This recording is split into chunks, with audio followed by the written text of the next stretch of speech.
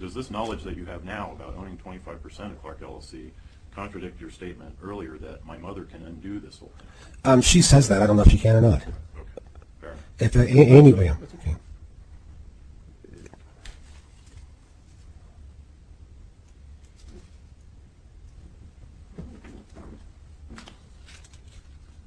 Let's talk about Aaron, Andy, and Amelia. In our view of the case, the marital settlement agreement says they're going to need, continuing assistance and supervision after age 21, and Ms. Clark is doing that. Do you agree with that? I disagree with that. That's what I want. And do you believe that they don't require any such assistance or supervision? I don't have enough facts because I haven't seen them for so long to know. I do believe that they do. Everybody needs some form of supervision, I suppose. The question is what's the right venue, what's the right cost, and what's the right amount for lawyers to skim off in fees over the years. You did state that they don't communicate. Well, a lot of people don't. Okay, but them especially. Right. Again, I don't. Again, the kids have disabilities. Yet, on the other hand, there's kids with no disabilities that don't have any work either. There's kids with total health and perfect everything who have nothing and can't work. One of my children, last I knew, was working half-time. The question of what work they could do is up for grabs. I don't know those answers. I've been estranged from them against my will for so long that it Have you, can't since be the undone. time of the dissolution of marriage, formed any trust or allocated any resources directly to the kids' benefit? Me directing it, but no. But the important concept, though, is right after that MSA was crafted, she cleaned out all the cash accounts and bought the Friendly Street house. I view that as my contribution. Now, that was post-dissolution. She did that from the money. No, that was started in May of 2005. What date does the tax statement say she bought the property? I don't know if it says that or not. Well, we'll just take Yeah, that as your... I believe that was during it. She cleaned out the accounts to do that. So in other words, when you put $250,000 in your fact-finding thing for the trial, it was because she already wiped out all these assets, bought cars.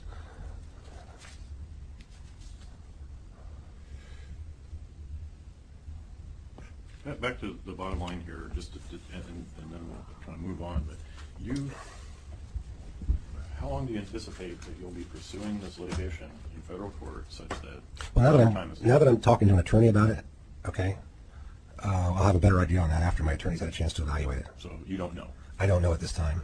I think it's going to be quick because I think that sooner or later, probably a lot sooner, the local community will see what was done to me and not like it very much and will help me. You've stated in an It's pretty well documented. before to Mr. Margolin that I believe that the litigation would either be over quickly or last forever. Is that Again, yeah, that was an email when I first. You'll notice that was when I was still employed. The response internally at Wells Fargo was so deadly that I couldn't believe it. I couldn't believe what they were subjecting me to. You'd think, well, that's crazy, Andy. You need to go see the therapist because what you're telling me is crazy. They make it that bad, Mr. Newton. okay? Let me ask you this, and correct me if I'm wrong. You mentioned something about 100 emails in the criminal action sure. that was The facts, which in the stalking order matter. Where Right. you completed one count of criminal stalking. There was a reference to 208 emails, wasn't there? Well, actually, the reality is I sent out tens and tens of thousands of faxes all around the nation to regulators. I was trying to advertise my case. Okay. Lawyers do things like that. Some of them get on internet and they're able to get news articles. Now I want to ask you about the tenor of these emails, and I didn't. They were hilarious. I didn't bring a big stack of them. They were hilarious, Mr. Newton. Well, not all of them were like real funny, were they? I think they were. You don't have the documents that I presented to the court and to the appeal showing how they systematically set it up using a company attorney out of Portland. There was no threat. They were not threatened. They never called their own police. They set it up. Didn't you repeatedly refer to being the victim of genocide? That there was absolutely. There was all sorts of words like that, but the vast majority of the words, 98% of the words that were in all those faxes, were factual. Okay. And most of the faxes of the 208 pages, 15 pages were Dr. Deacons. And there were allegations of criminal behavior. No. Other people. No.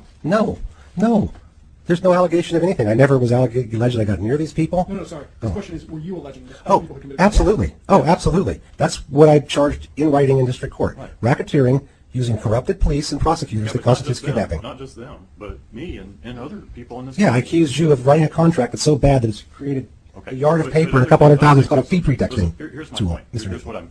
Yeah, I complained about that. I complained about my child being taken away from me. Mr. Newton, The question I'm getting at is, didn't your own actions in sending that many and those kinds of emails to everybody under the sun If there was any damage to reputation, wasn't it you? No, absolutely not, because anything that I did is not either not Googleable or controllable by me by simply taking content off the internet.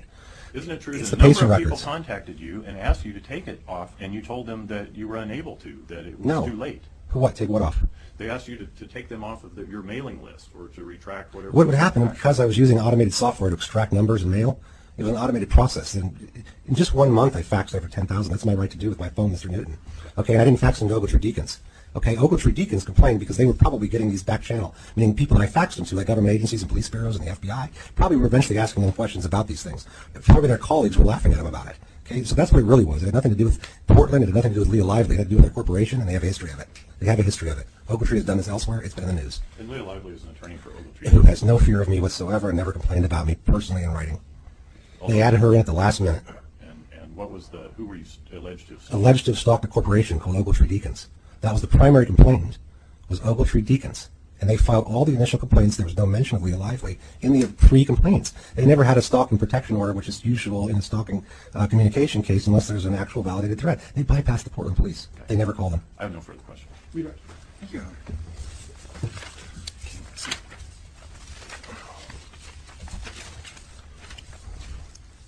I have a couple letters from LLC. I want to jump right into the Properties LLC. You were asked some questions about Respondents Exhibit 101. Now, in this particular exhibit, does it say in paragraph 3 that the loan was in fact recorded and you were paying interest on it? Yeah. Wait, excuse me. Which one are you This referring is to? Respondents Exhibit 101. Oh, Point 3, sorry. talking about the 4% rate and the loan being assigned. Yes. So the loan was in Yeah. fact recorded and All, you were paying interest on it wasn't recorded in the public record. He would make me sign a document. in his own ledger. No, he'd write out a promissory note that said promissory note. And he'd make me sign a promissory note. Now, he didn't on the $3,000 a month, but he did on the larger sums. Now, For example, the in paragraph 60,000. 1, it describes the nature of Property LLC. Right. Can you describe what the content of the LLC is? A house in, Paragraph 1. yes, sir. The contents of that is the house that they live in and 375 acres of timberland. Now, you mentioned that under questioning, your father submitted some additional letters during the course of litigation. In August 2012, did he write a letter clarifying? He wrote a notarized affidavit. This is a notarized affidavit that they wrote. I'm going to object on hearsay grounds. Is this all part of the court record? As of, I filed it as pro se August 12, 2012, or a couple days after they executed it. They were very upset. They So got by, let me Yeah, deal with my this question is, I believe it's submitted as related to his motion for a directed verdict after his court proceedings with the Honorable Judge Love. All right. trying to note that So it's still hearsay, so the objection sustained as far as But whether the that's... exception to hearsay that I would draw upon would be an official document. it's a notarized document. Not that it's a notarized, but it's already part of the court record. It was filed in the original in the court record for this case. All right, so it's still overruled as far as that goes. What's overruled? He sustained the objection that it's hearsay. What's hearsay? That the letter from your father, he's not here to withstand. Oh, but that goes within all the letters. We should have, okay, never mind. Never mind. Yeah, to that extent, with one element of hearsay already in the record, and this one under the exception of being an official document, already part of the court record, I would ask the court to reconsider. Do you mean 101? I mean 101, yeah. Yeah. I think that was hearsay. You didn't object to it. I assume that you didn't object to it for a tactical reason. To be able to I figure. don't object to it for technical reasons. But I do object on the record to the sustaining the objection to the current letter, the notarized letter from August 12, 2012.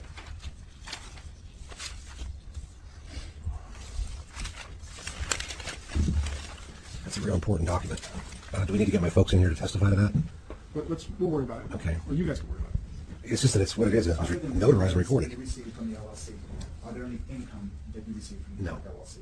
No. So you haven't been able to take loans No. against your interest on the LLC? No, not against the interest of it. I mean, against your ownership. Right, not against the ownership. If now, I mean, it's a future ownership that you take. Right. Yeah. You're able to take loans from the LLC. I'm able to take loans from my parents if they want to lend it. They made that And that's why I clear. understand what you've said, is that the money is coming from your parents, not from the LLC. Right, there is It no being cash. funneled through the LLC in case they pass away. Therefore, your siblings are not disadvantaged Right. in their inheritance. Thank you for that clarification. You got it. Now, in regards to your current litigation in U.S. federal court. Yes, sir. Where you're a listed plaintiff. Mm-hmm. Isn't there also the potential that you will lose? Oh, sure. And isn't there also the potential that you will be responsible for enormous attorney's fees? There is always that potential. That's why I need your help. Now, this isn't the only litigation that has interfered with your ability to work. My question to you is, has the litigation involving this proceeding and the previous proceedings also affected your ability to seek Oh, work? it's probably the primary of them all. Now, how It's that many you times- can't go to work and suddenly make $5,500 a month. When It's you just not receive- possible here anymore. When you received the motion for sheriff sale of your home to cover the judgment that you owed, was that emotionally You're destabilizing? wiped out. You can't comprehend what that does to you. You can't. How many comprehend motions it. for a sheriff sale have you and Three. since the Three. dissolution? They tried to take my freaking Ford Focus. It has no value, by the way. So, car. And the motion for the sheriff sale, is that the home that you live in? Yes. The only property that I could go live in, you know? And it's just, this is a huge amount of money. That's what makes it so different. It's a huge amount of money. Now, you mentioned that you don't have a mental disability, and you told Not an organic Mr. one. Newton that you felt you didn't require therapy. Not an organic, exactly. Not an organic one. It's There's situation an driven. emotional component to your failure to seek work. As I say, it's every month, every week, there's something being thrown at me from some place, whether it's them, whether it's the Wells Fargo matter, whether it's police coming to visit me again for something. It's been this way for 2 years. And it's like every time you get up, you get cut off the knees. Is it fair to say that you would acknowledge having emotional Oh, instability? I would acknowledge having well, I guess you'd call it traumatic stress, not disorder. It's a natural reaction to battery. In other words, it's validatable. It's not that I get bored and I imagine I've got depression. This is validatable by cause. If you're harmed and you're speaking out like you were taught to do, and you're giving all the documentation, and no one's looking at it, and you keep speaking out, that creates a lot of anguish. So do you feel emotionally destabilized? Oh yes, I feel very, very much so. Very much so. Now, you mentioned that you don't have any physical disabilities, but didn't you in fact have a physical condition that interfered with your ability to seek work? And I'm specifically referring to an ankle bracelet. He's leading the witness. I would have to go with what Mr. Newton said on that one. The physical condition, the way I interpret it, means medical conditions. So tell me- I have no medical conditions that cause me not to work. Now, I also believe that a physical condition is something like a civil case that you're just buried in. You have to understand that when a professional mortgage person writes out in federal court, when they sue me, exact true fact, and it's completely not heard by the court and overlooked by the court in a mocking way, in the most mocking way you can imagine in that district court. Okay, But they just, currently, I'm way I'm gonna smarter limit at the mortgages than response. most people are. Way smarter. My question is to They you. buried it. I'm sorry. During the criminal proceedings, was there a period of time you actually had an ankle bracelet on Yes, your leg? yes, they put in these 10 stalking charges. And the and answer was processed yes? them. Yes. How long did you wear that ankle 6 bracelet? months. I held out for 6 months. One of the longest on record from what I'm told by the people down there. That would be Detective Sergeant Yates who mentioned that. Can you tell me what your best estimate on when you'll receive notification of whether your license has been approved? And I have no idea. It'll be soon. It should be soon. My fear is, again, I have a 50% chance at best. Okay, now tell me, you said something that confused me. The ledger that was presented, that I understood was Clark Properties LLC, and in response to a question from Mr. Newton, it sounded like you said it was your father's personal ledger. Was that the ledger of the LLC or your father's It's the personal ledger of the LLC that my dad solely maintains, and solely as so.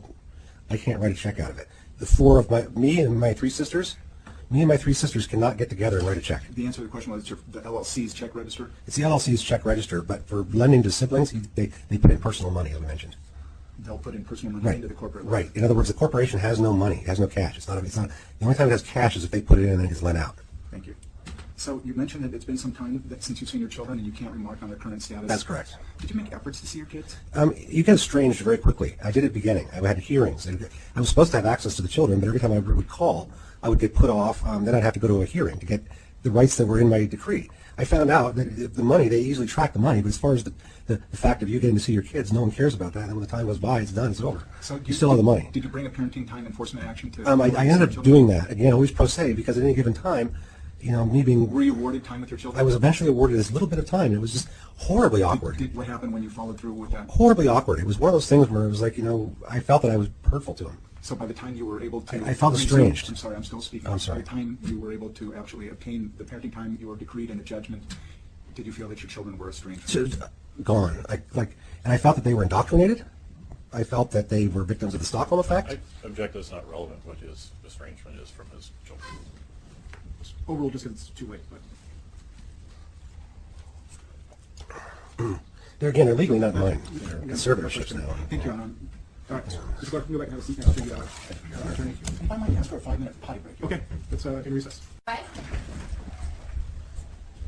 Please be seated. Sorry for the delay. And if sheriff's deputies come in, sorry for accidentally hitting that button. I don't know if I actually hit the button all the way, but I raised it with my finger. Mr. Hopla, Thank you. My next witness is respondent, Ms. Amy Marie Clark. Ms. Clark, if you'll come up, you'll stand between the jury box there and the witness stand. raise your right hand. Do you swear or affirm under penalty of perjury the testimony you give in this case will be the truth, the whole truth, and nothing but the truth? Yes. Go ahead, have a seat. And when you get yourself situated, tell me your first and last name and spell your last name for the record. Amy Clark, C-L-A-R-K. Whenever you're ready, Mr. Hoffman. Thank you very much, Your Honor. Ms. Clark, I'm going to try to get through these documents that you provided, and hopefully this will assist in the presentation of your case as well. I'm going to start with your uniform support declaration, and tell me if you require a copy.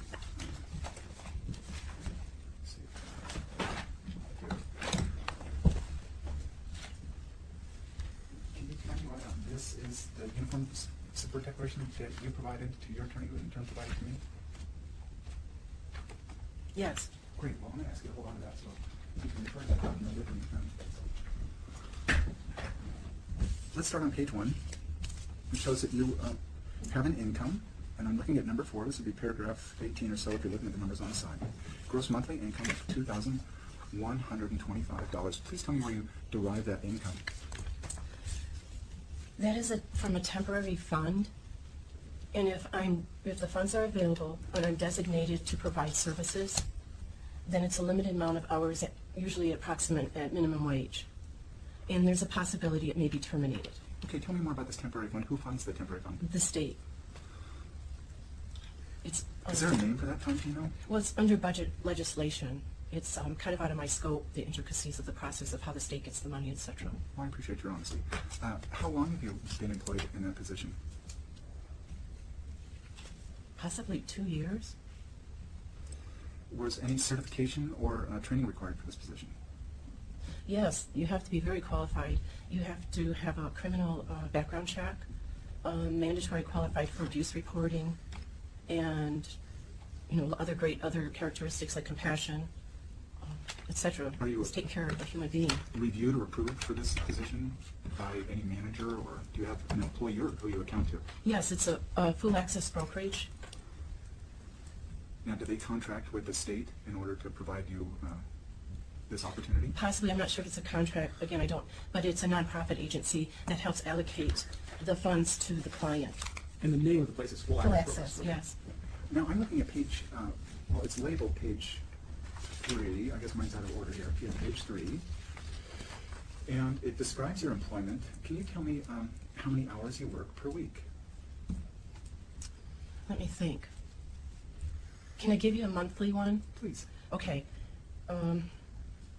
For one child, right at this time, they asked me to work 81 hours.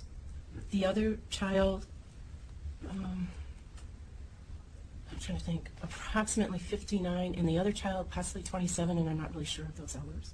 But I don't think. So if we estimate there's 160 hours in a given full employment month, 81, you 50. have given me over 160 And what did you hours. say? 160 hours? We could approximate that. So it's fair to say you work full-time.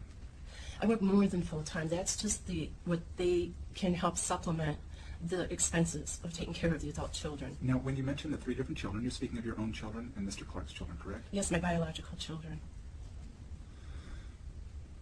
Now, I'm going to hand you your 2011 tax returns that were provided to me.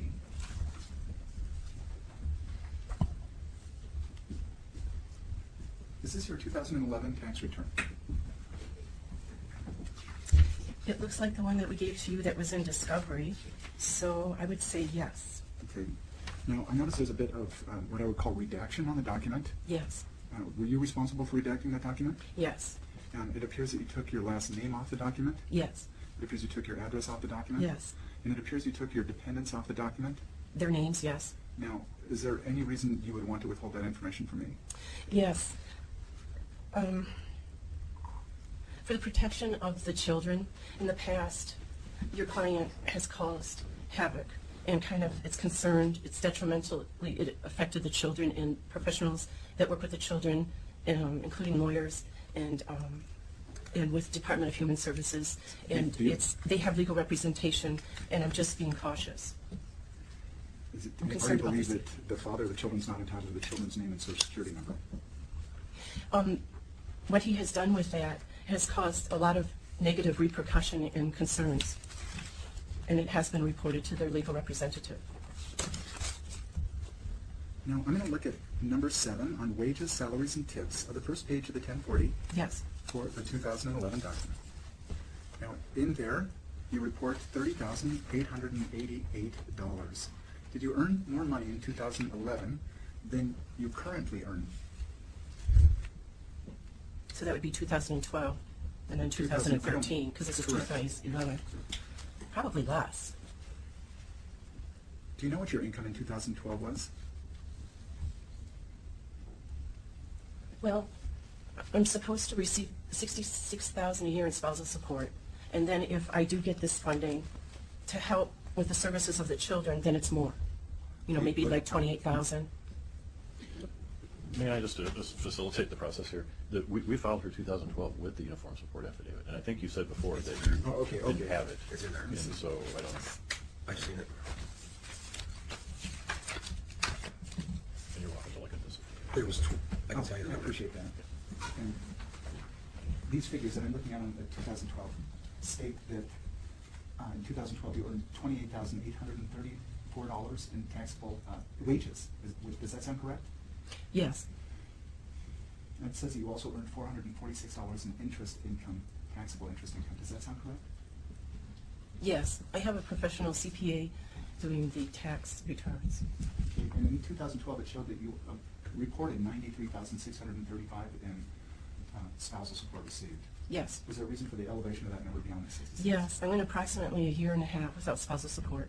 It was delinquent. So with the help of legal, we, So the answer is that you're the reporting spousal more than one. support was granted, and I got it in one lump sum.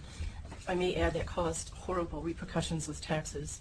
It puts you in a higher tax bracket. Plus, because I had to compensate with a line of credit, I had to pay interest.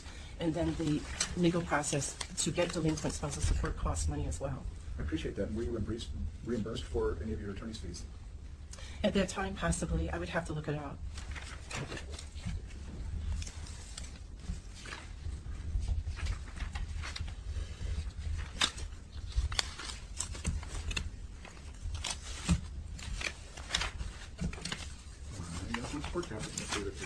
You gave her, you gave it to her. Give her my better copy, the one that's not the mixed pages here. Yeah, Okay, it's hers. I got it. No, I totally understand. Mine's just okay. So can you explain to me where the interest income that you report, let me get it back. I'm sorry. Where that interest income comes from? Which year? Well, it appears that in the year 2010, you had $800 in interest income, and in the 2012 document, but it appears that there was $446 of interest income. Where do you derive your interest income from? That's from 2010?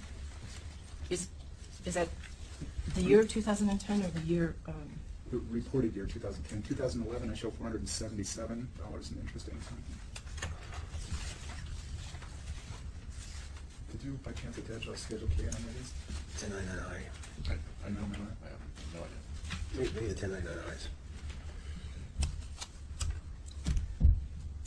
The answer to the question of where do you derive your interest income? in the year of 2010? In 2010, 2011, 2012, and 2013. You can skip 2010 and 11 and jump right to 2012, 13. 12 and 13, well, how much was it in 12 and 13? 13. I don't believe I ever received. I haven't even done my Yeah. taxes for 13. Right, so this is What about about Do you have 2012? 2012? 446. How much is it in 2012? 446.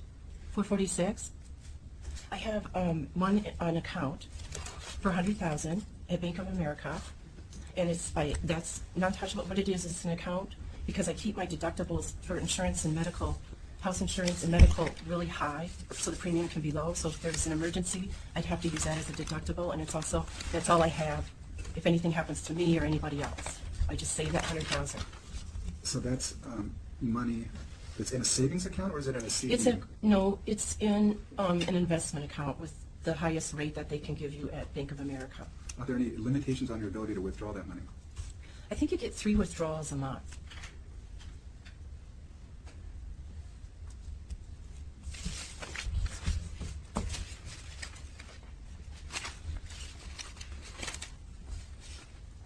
Do you currently have healthcare coverage?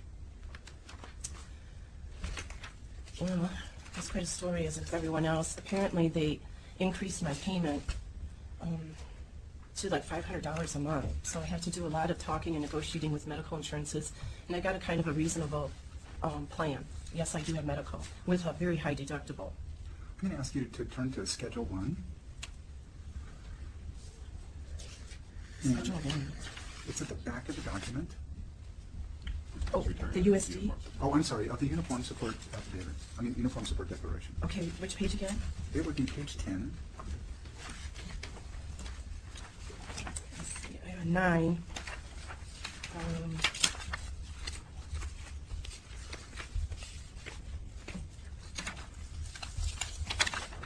Do you have the schedule in there? My own copy was out of order, so. You do have it? Okay. No, I'm not sure. Is it this page? No. No? Here, can This I? is what I have. I'm sorry if I didn't make this clear. Yep, I didn't attach it here. Okay. Thank you. So there's We'll this- just go through these sure. numbers. So I notice you wrote in a mortgage column, there's no mortgage. So do you own your home outright? Yes. Now, it appears that in this column, second mortgage, you've taken a home equity loan. Can you explain that to me? I have a line of credit that I established possibly in 2005 in order to help purchase my children's home. And I use that when I don't have any other income, so it's kind of revolving. And I think it's becoming due where I won't be able to use it anymore. I think the year is 2015. Do you know what the outstanding balance on that line of mortgage? I mean, on the line of credit It's is? a limit of 150,000 you can take out, and then right now it's at 0, but I owe him money, so it's probably going to be about 20,000. So being at 0, do you in fact have to pay $1,000 interest on it a month? If I had some out last year, I do. It's usually that's what I pay. next But right now it's 0. Next month, that $1,000 figure will not. I won't have to. Well, it depends. If his check, he's going to receive his check. It'll start out. Okay. So property taxes, that's self-explanatory. Insurance, is that the property insurance you're speaking of? Residence insurance, yes. All right, thank you. And it looks like electricity, gas, water, garbage, telephone add up to just over $550, is that correct? Possibly. And $400 a month in fuel Yes. and $175 in maintenance and repairs. Now, $400 a month in fuel, is that related to your employment as well? Yes, it's related to, I provide the only transportation for my children. There's 3 of them, and I have to continually get them everywhere. Now, do you get to actually write off those expenses? No. Are you reimbursed for those No, expenses? not at all. Do you get a tax write-off for those expenses? No, You don't claim mileage related to your work? no. The insurance, have any of these figures changed? I'm showing. I think they're probably, it's not, Deal no, I 30. haven't had any significant changes like in auto insurance or So the anything. medical and dental remains at $330. And food and household items, this is for you and your daughter who lives with you, is that This is correct? only just myself. Just you yourself. Do you receive a supplement for food from the state for your daughter? My daughter receives a supplement, yes. Thank you. And you list $850 in medicine and pharmaceutical expenses. Can you explain those expenses for me? It's actually low this year. It's when I go to the doctor, I have to pay like the, what is that called when you go in? The deductible, they ask, for $35 every time you visit. And then I don't use my insurance because it's just, you have to use up this huge deductible first. So I usually just have to pay cash, and then I pay cash for my dental. So I'm really not insured, so. Do you have any receipts to verify any of these Yeah. expenses? all of them. You do? Do you And have actually, any of that's those low. here today? No, they're huge. It's in the box. and- What are your ongoing medical complaints that would justify that level of expenditure? Well, I go to a dermatologist, I go to the dental twice a year. I go to my family physician for well checks, for anything that would come up. Do you have any chronic conditions? No. Do you have any outside? I have a thyroid gland that's a little out of, go ahead. And does this reflect your medications for your thyroid gland? Yes. Do you have other medical or pharmaceutical No, expenses? no. So is it possible that $850 is a bit high? No, it's actually low. It depends on how the year goes and what happens to me. I do a lot of outside work. A lot of times I have to go into the emergency room. So your summary of expenses at $4,215, would it be appropriate and correct to change that number by at least $1,000 now because you're not paying the? No, because I'll be paying, that's because I'm going to be using my line of credit. But this month, that is not your expense. So this month, is that correct or incorrect? This month you could probably do it. Okay, so let's look at some of the other expenses you list. Property maintenance, for which home is that? It's my only one home that I have. And what would cost $2,000 a month? It needs maintenance all the time. Do you have any receipts to verify? Yes, that I do. Did you bring any of those receipts? No. And that's actually low. The property has a lot of easements, and you have to follow those easements. So it's And your I cus- also, excuse me, I'm sorry. Please finish. It's an urban, I don't know how, it's an urban timber. It's located in the urban, I forget what it's called. Growth boundary? Yes, thank you. And you have to have the forestry, they come out and they analyze it and assess it, and you have to maintain it, or otherwise they can fine you. And I have all that done all the time. And you have to get things removed, and it's logging and a lot of other things and issues. And it's your testimony that you spend $24,000 a year on